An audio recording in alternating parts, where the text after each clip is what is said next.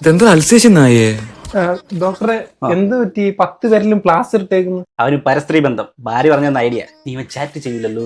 അങ്ങനെയാണെങ്കിൽ അവന്റെ മുഖത്തും കൂടെ എന്തെങ്കിലും ചെയ്യട്ടെ, അല്ലെങ്കിൽ ഫേസിലൊക്കെ മാറ്റി വീഡിയോ കോളൊക്കെ ചെയ്തോളെ. അത് വീട്ടിൽ ചെല്ലുമ്പോഴേ അവന്റെ ഭാര്യ മാറ്റിക്കോളും. എന്താ പ്രശ്നം എന്തായിരുന്നു? ഞാൻ ഭയങ്കര കള്ളുകൂടി സിഗരറ്റ് വലി, എനിക്കൊന്ന് നന്നാവും. ഒരു കാര്യം ചെയ്യും, ഒരു മാസം നമ്മളെ ഡി അഡിക്ഷൻ സെന്ററിൽ വന്ന് നില്ല്.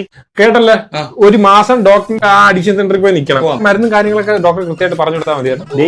നിന്റെ വലിയും കൂടി നിർത്താൻ വേണ്ടി അവനെ എന്തിനാ ഇവിടെ കൊണ്ട് നിർത്തുന്നത്? എന്റെ പൊന്നു ഡോക്ടറെ, ഞാൻ കള്ളുകൂടി നിർത്തി കഴിഞ്ഞാൽ ഇവൻ ആ സ്പോട്ട് കുപ്പി കൊണ്ടുവരും. ഞാൻ സിഗരറ്റ് കൂടി നിർത്തി കഴിഞ്ഞാൽ എന്റെ മൂക്കിലോട്ട് പുക ഊതി വിട്ടളെ. എന്റെ അമ്മ പറയുന്നത് എന്താ അറിയോ, വേറെ ആരെ കൂടെ പുറത്തു പോയാലും നശിച്ചു പോകും, ഇവനോട് ആകുമ്പോ കുഴപ്പമില്ല, നന്നായിക്കോളൂ. ഒരു കാര്യം ചെയ്യും, ഒരു മാസം ഇവ ഇവിടെ നിൽക്കട്ടെ. അയ്യോ ഡോക്ടറെ, എന്നെ നശിപ്പിക്കുന്ന വേറൊരുത്തനെ. ഹലോ ഡോക്ടറാണേ, കൂടിയൊക്കെ ഒന്ന് നിർത്തണം. നീ ആരാ എന്റെ അടുത്ത് വെള്ളം അടിയിരുത്താൻ പറയാൻ? നീ എനിക്ക് ചെലവിനെല്ലാം തരുന്നുണ്ടാ. എടാ ഞാൻ ഡോക്ടറാണ്. ഡോക്ടറാണെങ്കിൽ ഒരു ഉദാഹരണത്തിന് മരുന്നെല്ലാം എഴുതി കൊടുക്കണം. ഇപ്പൊ ആളെ ഇവിടെ പിടിച്ചോണ്ട് വരാം, കാണണോ? I am so funny doctor. എന്നെ പ്രേരിപ്പിക്കുന്ന വേറൊരുത്തനും കൂടെ ഉണ്ട്, ഞാൻ അവനെ കണക്ട് ചെയ്ത് തരാം. ഇതെന്തോടാ മൾട്ടി ലെവലിംഗ് മാർക്കറ്റിംഗാ? ഫോൺ എടുക്ക്.